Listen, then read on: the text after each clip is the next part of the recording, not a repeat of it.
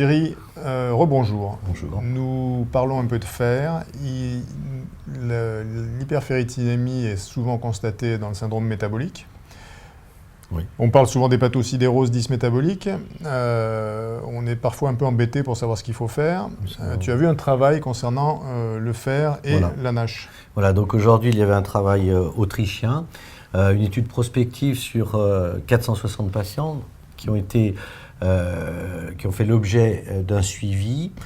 Ces patients ont été sélectionnés sur une hyperferritinémie et ont bénéficié d'une biopsie hépatique. Au total, 344 patients ont été sélectionnés, dont à peu près 30% de femmes. Et ces patients ont donc eu une biopsie hépatique qui a montré une surcharge en fer dans plus de 40% des cas.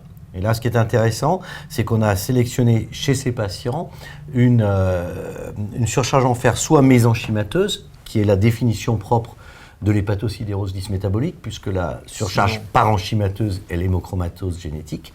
Et on a trouvé donc, dans un tiers des cas, une surcharge en fer, donc mésenchymateuse, donc une vraie hépatosidérose dysmétabolique. Et là-dessus, ces patients ont été suivis pendant 8 ans. Et la conclusion, c'est que les patients qui ont une surcharge mésenchymateuse hépatique en fer meurent plus que ceux qui ne l'ont pas.